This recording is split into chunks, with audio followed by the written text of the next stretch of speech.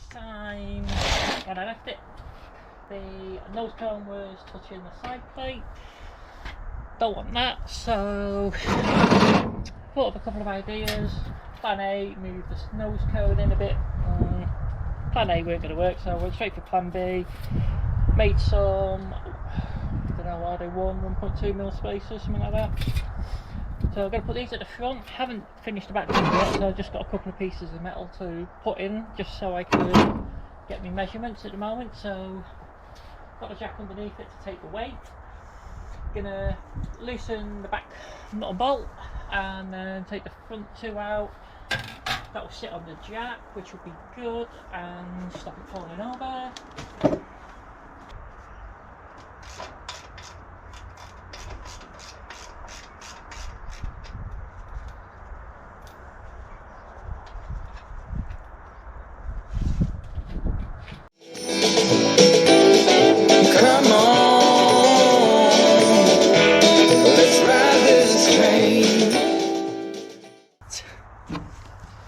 Hopefully it won't fall off now.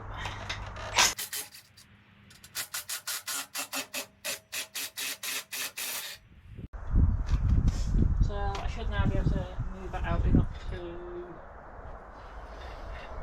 slide. Yes! Which way to go? Which way to go? That way! Woohoo! Something works! So I'm just going to start these by here.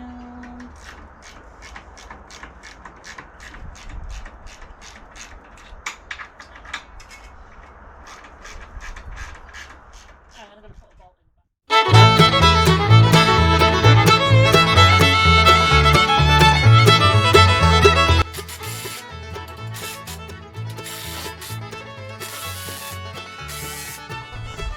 Just like that. Just like that. Yes, Lisa can't sing. That's why Lisa still works for a living and not a millionaire. Okie dokie.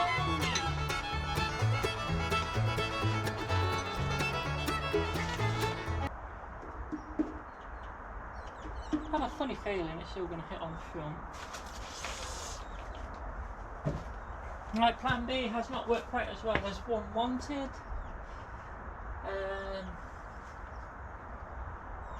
Although there is now clearance, I think it's still going to rub on the front here, so we will have to make a little adjustment to the nose cone somehow.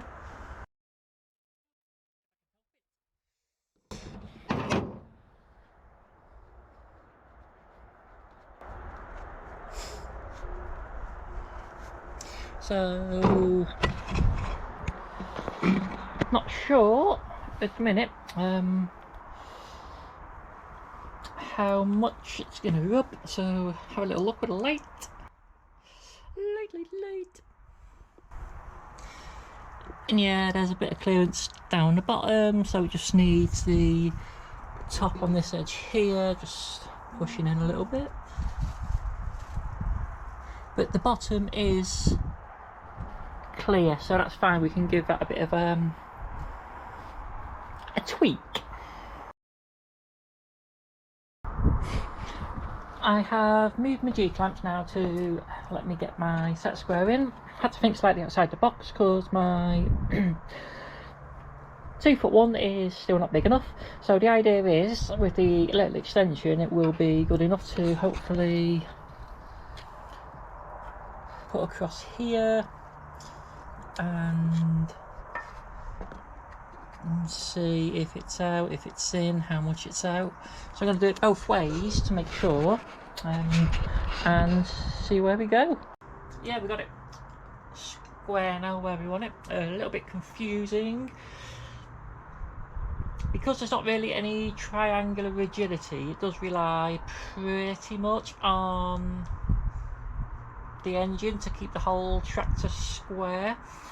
For some reason the front seems to be this way ever so slightly, so when you put the set square on it makes it all seem out of square. I have taken measurements from the gearbox casing, from the bolt holes there, and the distance from there to here is within a millimetre, or what's a millimetre? It is what, like a 32nd or something in old money. So not concerned about that. I'm going to put these flush to the front. I've marked equal height. I'm going to cross and done that. I measured the width for these, which is 90mm all in, timed that by 2 to add the 2, added the gap in the middle, which has given me the total number to divide by the hole centres. So minus by the hole centre, so I've minus that and divided that by 2, which gives me 67.5. So I'm going to use a slide rule now just to go down and mark it.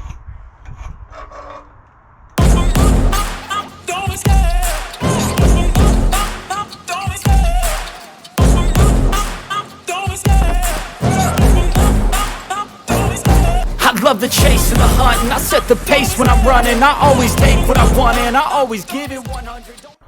Okay, so that's my centre line now for where I need to drill, so we just need to measure down and then drill through them and attack the hole. So I'll do the same now on this side.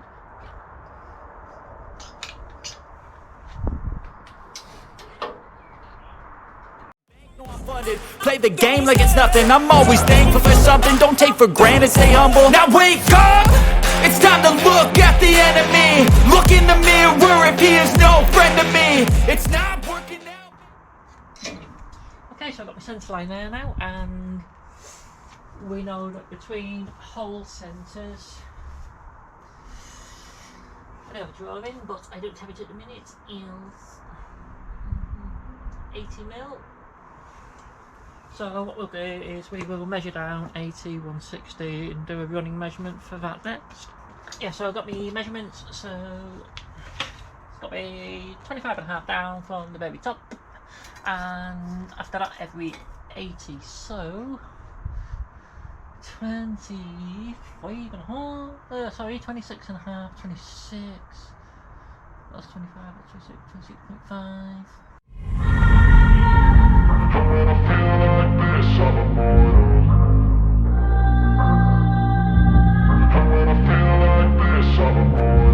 And when I feel like this, I'm immortal.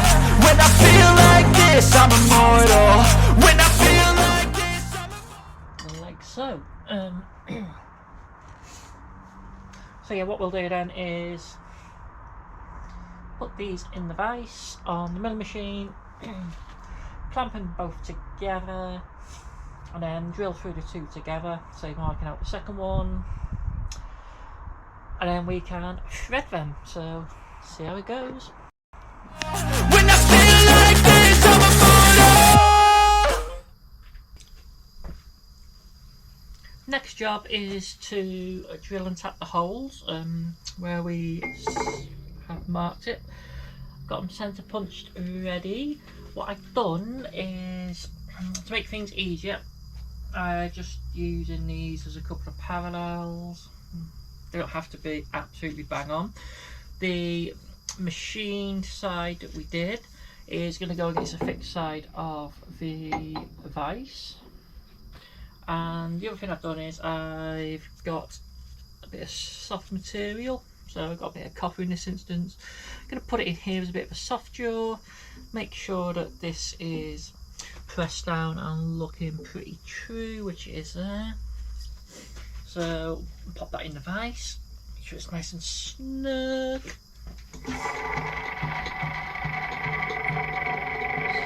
Send it across, and then what I'm going to do is put my little sensor in just to get it in the correct position.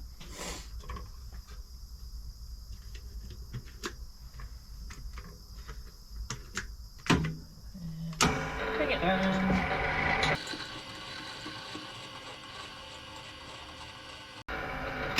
Like so. So we've already got the we've already got the y-axis set, and all we need to do is line up the x-axis,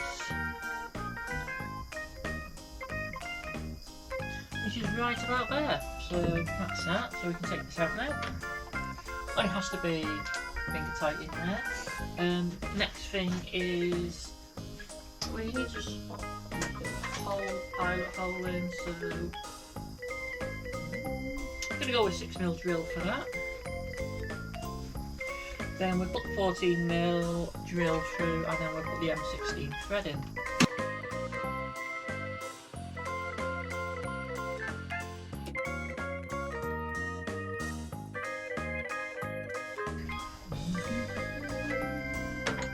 So we're nice and early today, around 8:15 at the minute. So I thought I'd get an early start before the sun gets up. It is meant to be about 25 degrees today, so it's rather hot in here, but we have our tap cut compound for cutting, works quite well. So we'll get this drilled out and get it done.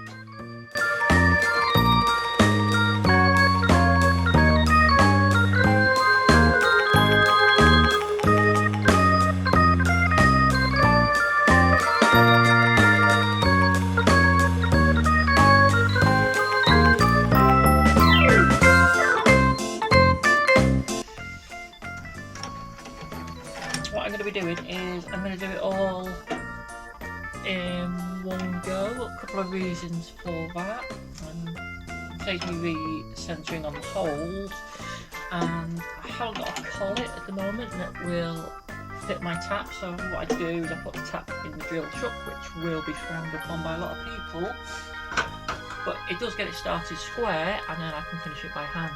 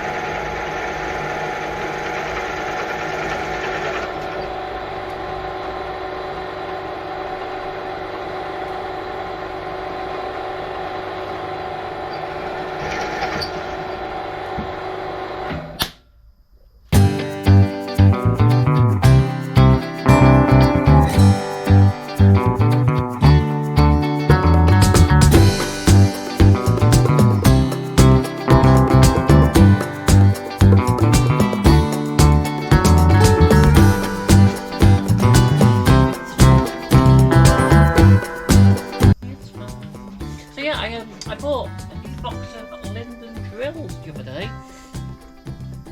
Not cheap by any stretch of anyone's imagination. I think it came like £50, but so far so good. They are drilling quite well. I haven't chipped any yet. I haven't had to sharpen any. So I think it was a good investment.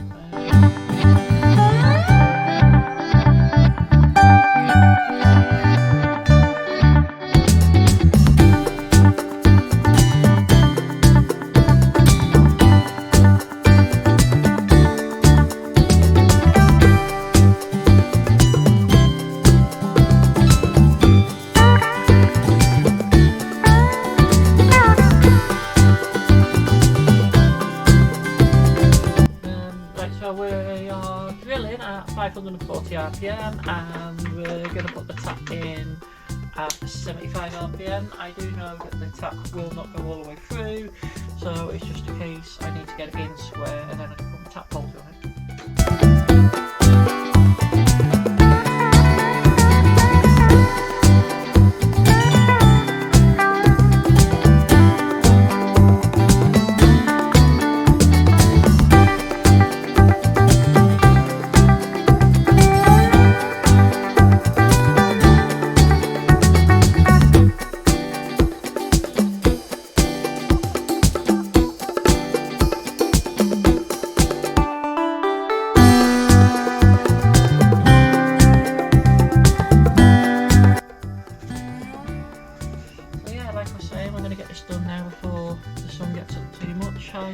25, they reckon today.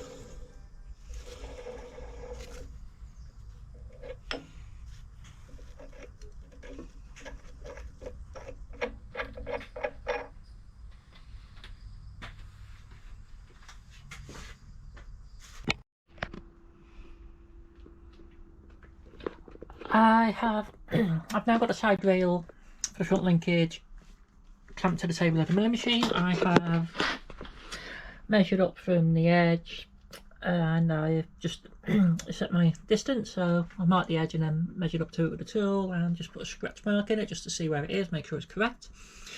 Got it square now to the table, and this plate is 22mm. I know I need to take 5mm off it, so that makes it 17 is what I need to get down to. So what I'm going to do is go ahead now and just machine this off.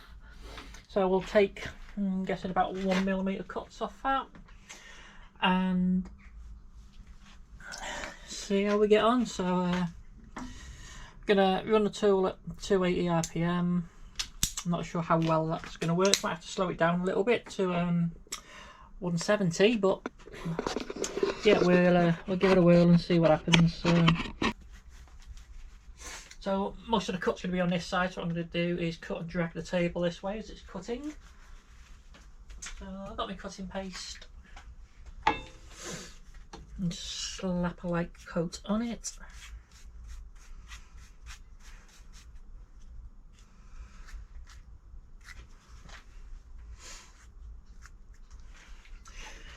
And let's see what happens. So I need to bring the machine down a bit now.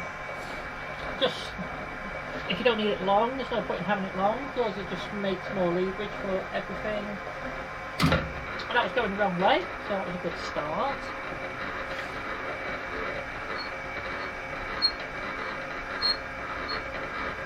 And we've developed the squeak.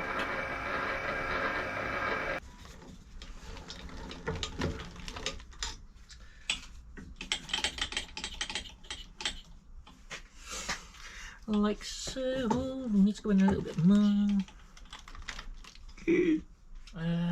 Right. Okay. It's not in gear.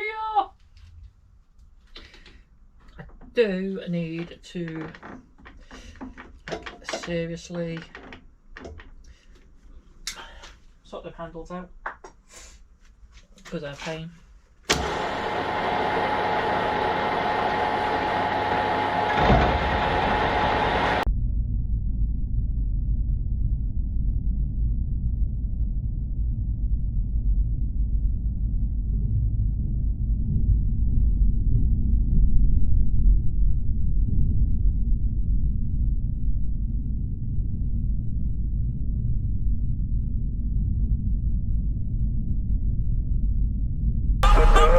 Don't be scared. Just look me up. Don't be scared.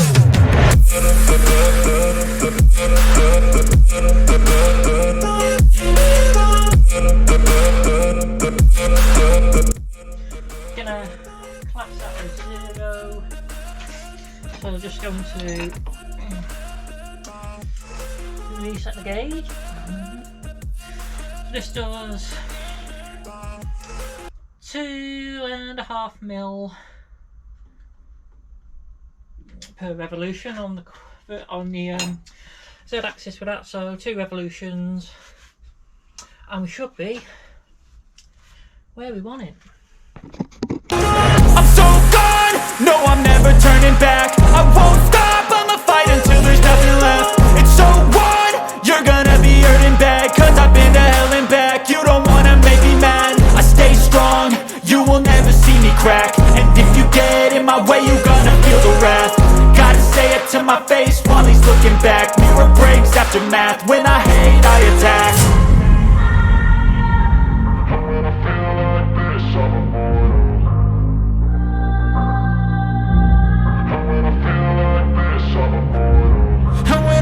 like this, I'm immortal. When I feel like this, I'm immortal. When I feel like this, I'm immortal.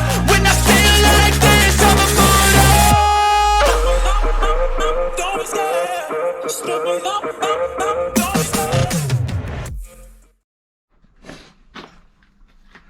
We have now got a 5mm removed off of here. It's done quite a nice cut, to be fair. I have gone across it as quick as I can. Doesn't need to be like a precision finish in that respect, that, you know, it can have surface tolerance. It's not really critical. I put the ball nose end mill in there. Not quite sure if you can see that there. So what I'm going to do is just take the square edge off so it's got a nice radius, and that should hopefully prevent any breaking through stress and fatigue and all that good stuff. So I've set it up to the height, and I'm just going to do a few passes to make it all blend in.